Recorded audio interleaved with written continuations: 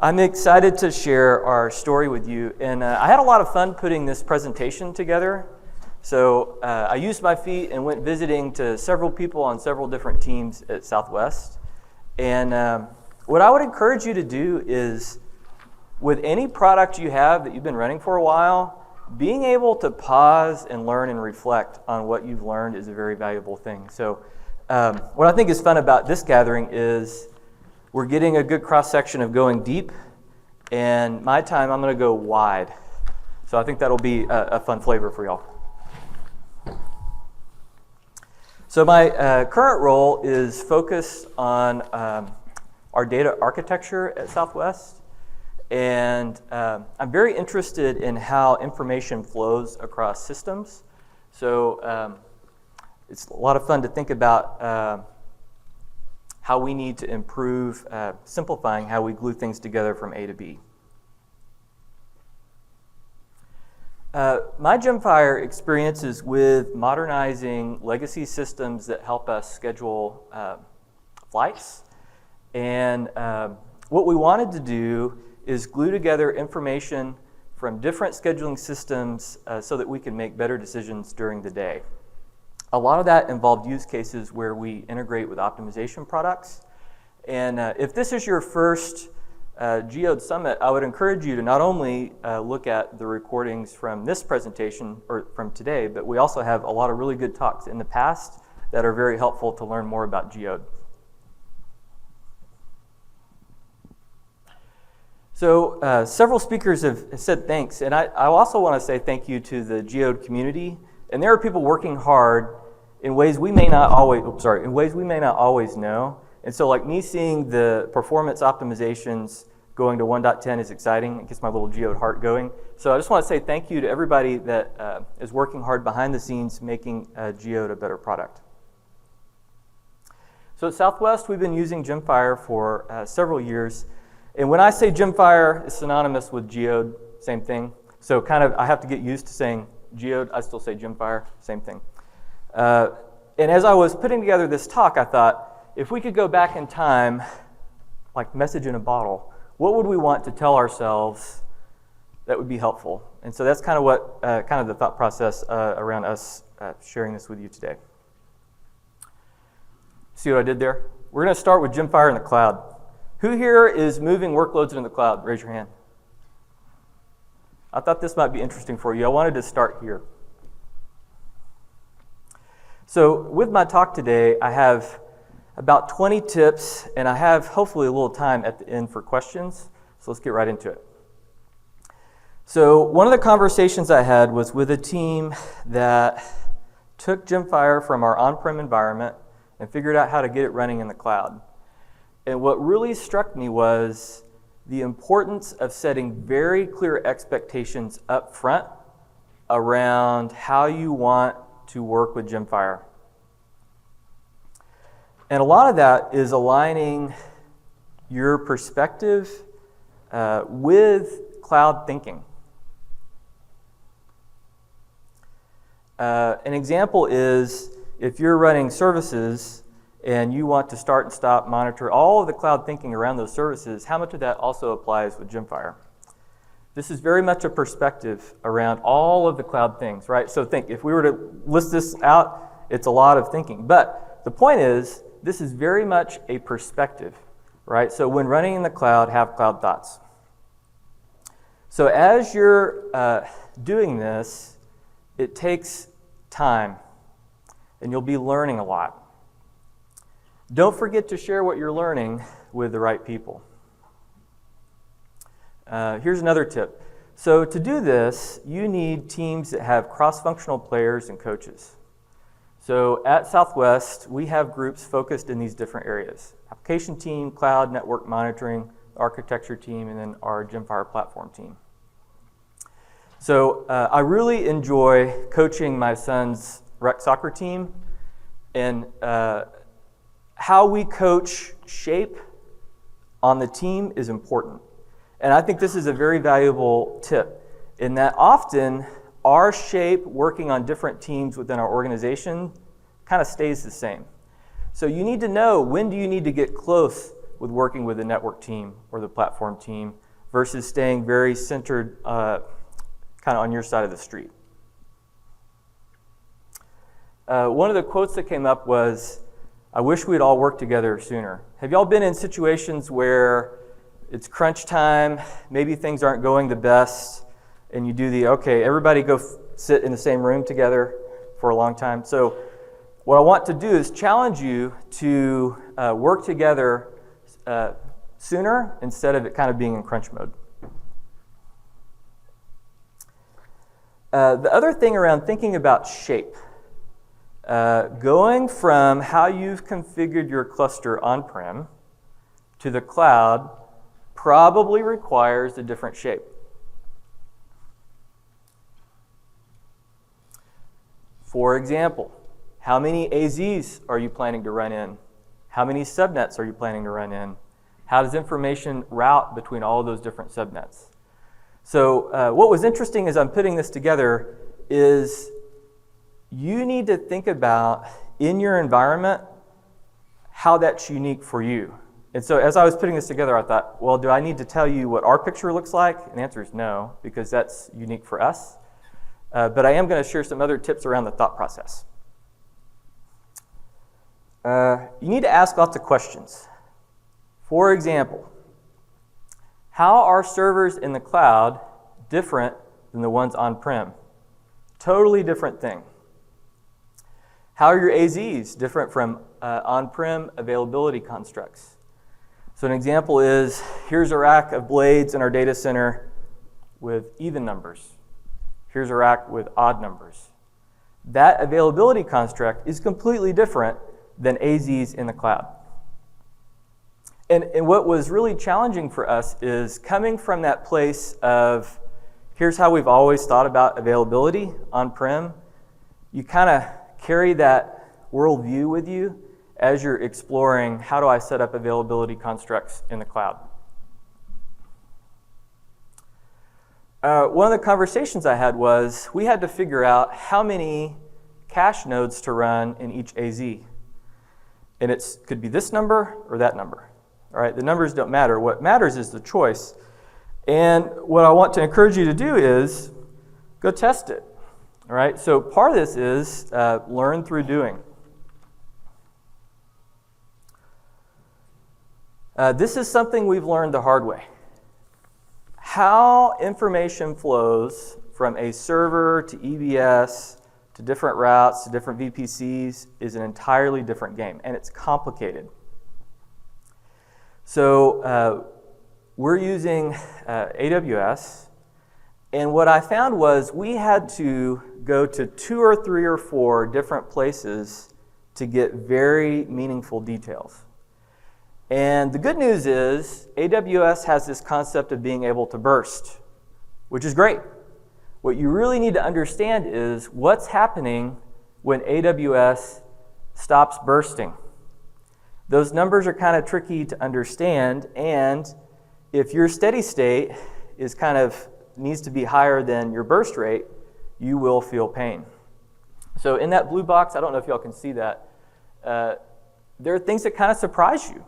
Right? These are behaviors that are very different in the cloud than what we're used to on-prem, where, hey, once every 24 hours, we'll burst. Like, you don't want to be surprised by that. If I had anybody from the Southwest network team, it's very easy to blame the network team. Y'all ever have that happen? The network team gets really tired of it. So the point of this is not to blame the network team. The point of this tip is partner closely with your network team to really understand end-to-end exactly how information is flowing from your on-prem network into the cloud. This is a very, very, very important thing. Like in our minds, we're just kind of used to the network being configured and it's out of mind. So just remember, it's a very, very different set of plumbing. So for example, if you were to go research Transit Gateway, Transit VPCs, peering, and Direct Connect, those are all completely different products with completely different performance profiles. Make sure you understand that end-to-end connectivity.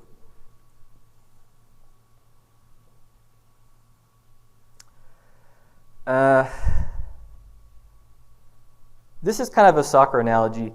Like I teach my players, you want to be able to be strong on the ball, lean into it, okay? When you're in the cloud, embrace it, lean into it. And what's important here is you have different teams with different skill sets and experiences working in the cloud. So for example, if your Geode platform team is used to running things on-prem, them working with a cloud team is new. Lean into that. Partner with that. These are all good things. This is an exciting opportunity for people to learn new skills. Part of this is also understanding how things are different, and you need to respect that.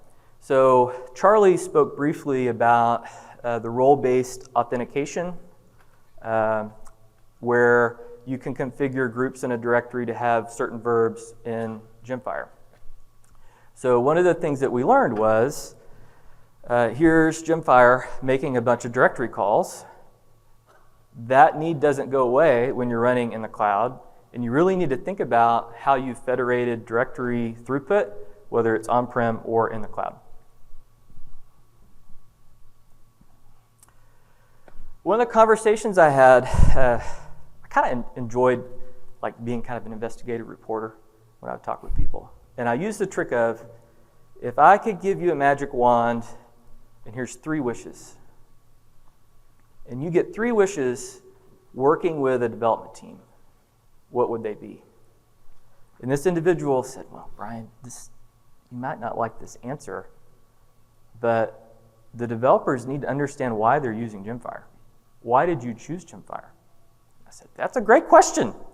Don't be afraid of that question, because there is a really good answer. Don't be afraid of asking why.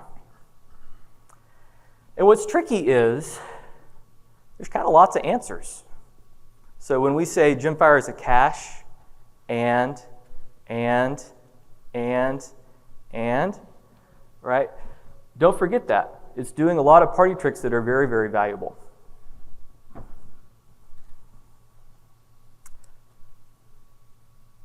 If I ask a development team, why are you interested in caching?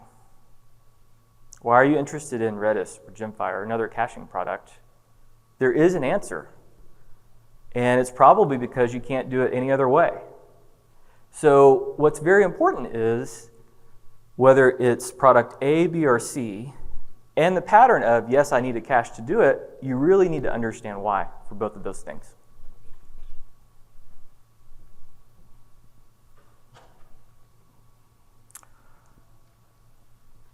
Back to why. This is why I got really excited with the benchmarking presentation. Observability is important. Quantifying behaviors of your use case are very important. How often are you needing to do gets? How much are you returning? What kind of data flow profile are you trying to implement? And what's tricky is, it's not just one. So a lot of these systems have very different behaviors that get added into the mix. With this, don't forget bread and butter things, like if you have persistent regions, part of this data flow is taking backups. Who here has ever used sticky notes at a retrospective? All right. Who here has ever done message event storming where you're figuring out behaviors on your domain? A few. What I think is very valuable is, as we're thinking about quantifying data flow, get different colored stickies and write down all of the places you can look to understand data flow behaviors. And there's a lot. Metrics out of GemFire, metrics out of your apps, all the tools you have. And I want you to start creating a data flow story. And what happens is, over time, as you add new use cases, you keep adding and adding and adding. And so having a way to dissect kind of a complicated world is very valuable. So I would encourage you to use the sticky note trick for that. I want y'all to feel this. This is back to the question of why are you using GemFire? Why are you using caching?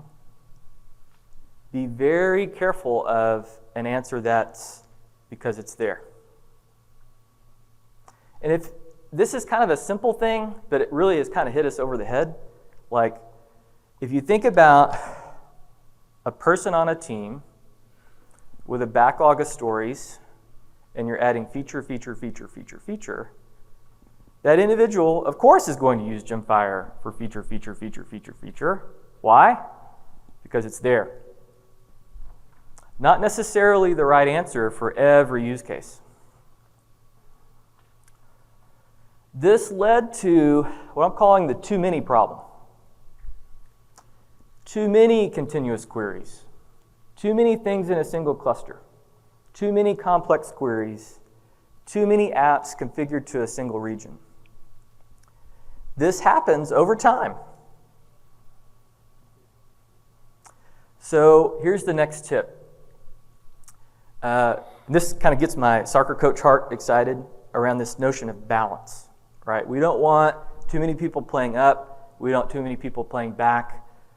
Being balanced with tech debt, right, which we talk a lot about, features, which you for sure talk a lot about, and your tech future.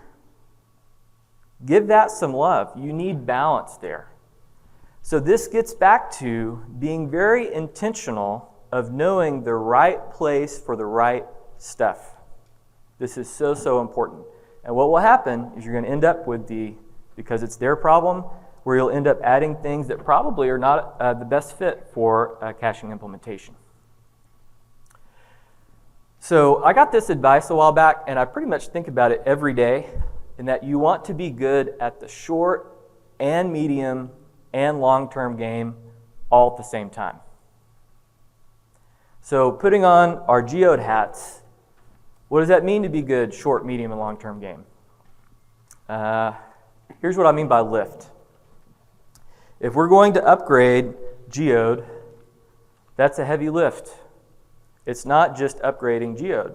It's also the software ecosystem around it, the version of Spring that you're using around it, being able to test the whole show. So plan for that, medium and long term. You need balance.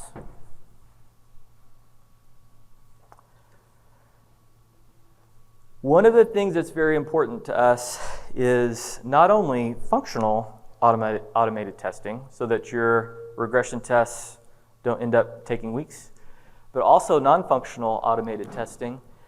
And what's very important is think about like the sticky note exercise. If you know here are the bread and butter queries, how you're using it, that data flow profile, get detailed with that. Understand what queries you're issuing against the cluster beyond maybe just simple key-based gets. One of the challenges we've had is we have queries that have order by in them. And we were surprised, going from this version to next version, the behavior of that changed. And so having an automated performance regression testing suite helps us see how those performance characteristics change to reduce risk with upgrades. So when I have soccer practice, one of the things I tell the players is every practice has a purpose. And skills development is a very important thing for any player on a team, including developers on your teams. So if developers have played on other teams in the past, they join the team, they have a perspective around how to play soccer. So what's very common is people come from relational backgrounds. They have that skill set. Guess what? They want to use that skill set with a caching implementation. Probably not the best way to play. It's a very different world. So be very intentional around how you teach those skills and identify what especially the new things are you'd like to share with developers working with Geode.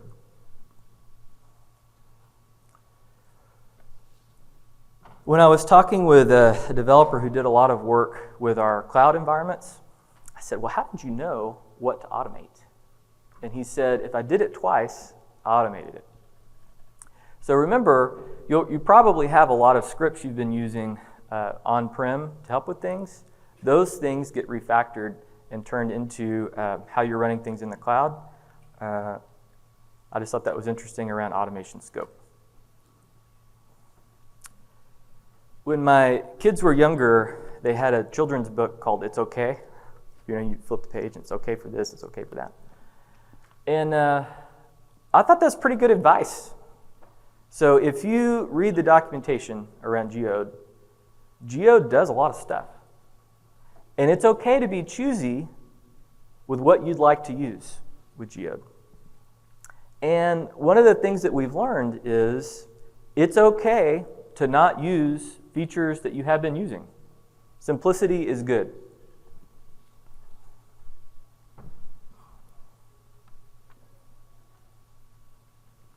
What questions do you have?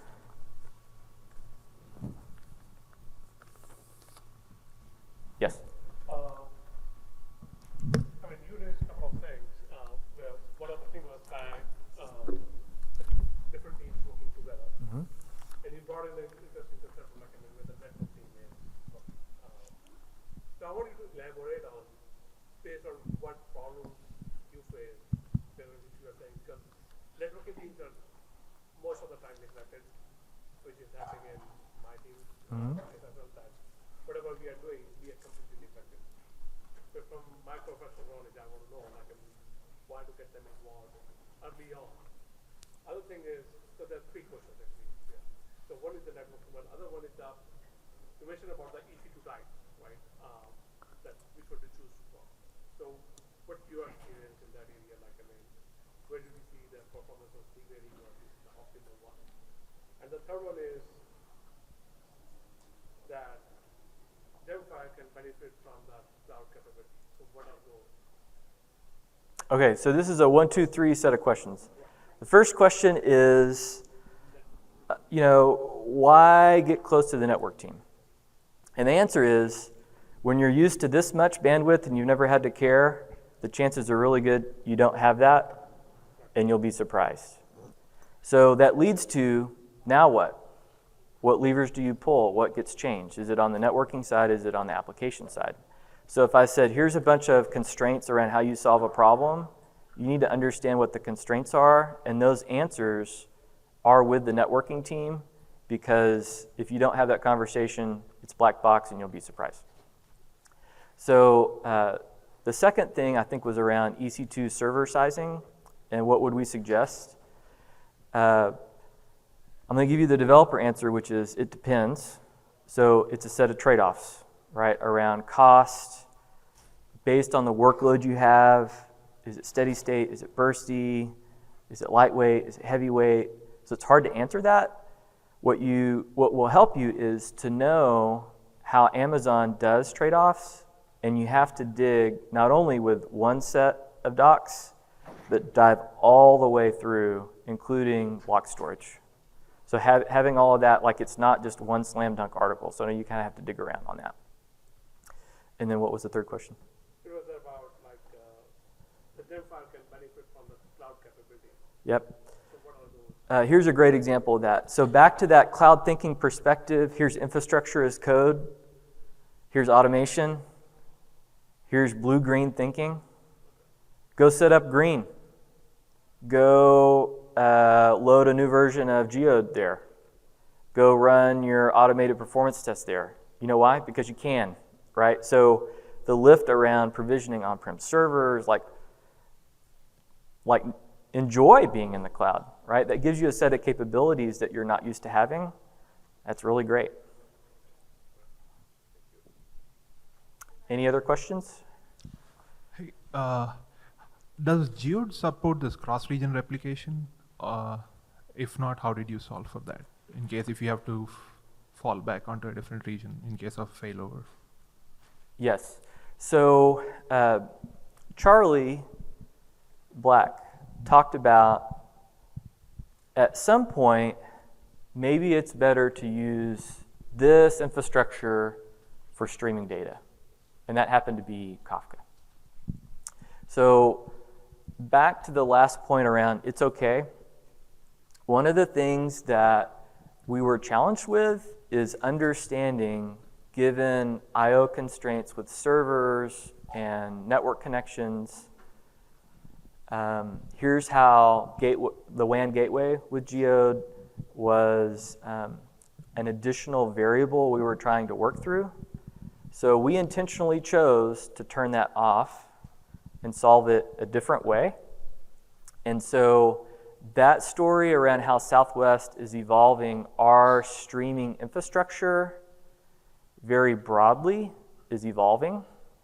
And so I'm going to answer it in that finding the right motor for the job is very important. And like a lot of organizations, we're exploring that right now, and we don't have it super figured out, and we're growing into it. But this is kind of the knowing at some point for the use case you have, which is very important, given the infrastructure you have, which is important, you're making trade-offs. And so part of this was for us to get our arms around kind of the set of cards that we've been dealt. That's kind of why we made those choices. Any other questions?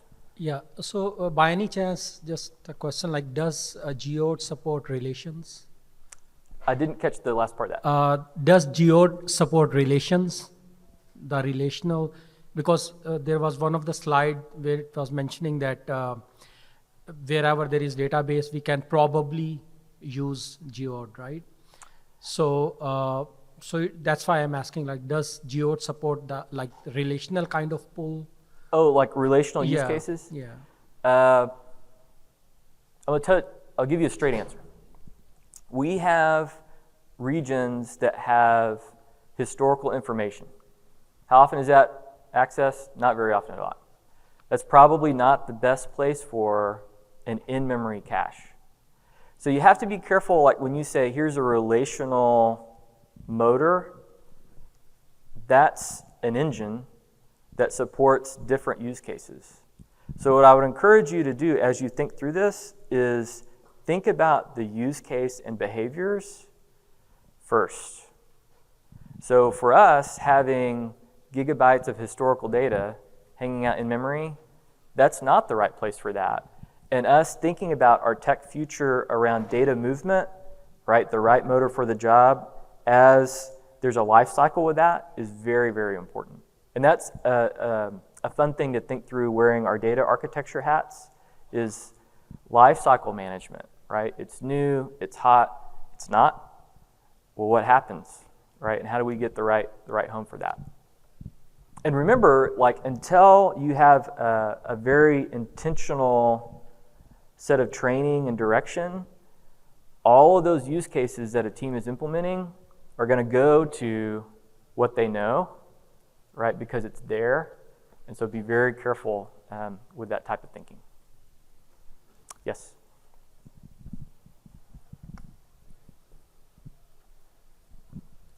Hey, Brian, great presentation. One quick question. Can you share a couple of use cases that you are using at Southwest with GemFire? And going back to your why question, why did you choose GemFire for those use cases compared to other caching products available in the market? I'm excited to answer this. So I'm going to cheat and talk about what I know about the most, which is our operational system. So when you hear airline person say operations, that's code speak for things we do during the day to run the airline. So what we wanted to do is integrate schedules. So a really great way to say this is if it's moving during the day, we've pulled it together into GemFire. So examples are when you're at the airport and people are scanning boarding passes, all that information is flowing to a centralized grid so that we know passenger schedules. As Southwest has over 700 airplanes, as they're moving around, we know where they are, and we know estimated times for that. We know cargo. Like basically, if it's moving during the day, it all gets put together in a single place. So that's really kind of the first use case is just straight up operational data integration for decisioning. All right, so another very interesting use case is how do we share that with optimization products that want to know a consolidated picture of where's all the stuff. So we're able to integrate that picture into optimization products that help us make better decisions during the day. I think what's interesting too is there's another use case around the application stack in front of all of this. So we have web-based views that update in real time. So when you hear about like a materialized view or a view model builder, us being able to get an event that triggers an update, here's state to rebuild a particular view that's very specific for a web page, like that screams you need some horsepower to get that in and out of a cache. So back to not being afraid of why, well, yeah, we got an answer for that. Now, if I have historical information that's kind of cold, right, it's probably not the best place for that. So you want happy fit for those different use cases, right? If somebody's trying to do a lookup for something that happened months ago, there are better places for us to put those data. And the other thing I want to talk about there is it's not just the cache. Remember my example where I said and, right? Those behaviors are important, right? This is a system that needs to be up, highly available. So a lot of the things that Dan mentioned before with the very first talk around how we're able to have multiple copies of things, there are a lot of very sophisticated behaviors that Geode can do that are very appealing to us. Any All other right. questions? Actually, we're out of time. I want to make sure you have time for a break. Oh yeah, Right? I don't want to mess that up. Brian, you should just write a book. Brian has deep expertise in this area, and he's worked with Geode for many years. Honestly, write a book. Hey, thank you for helping me stop. So I don't want to mess up your break, but it's a pleasure to share our story with you, and this is really great. So hooray for the Geode community. Thank you all very much. All right.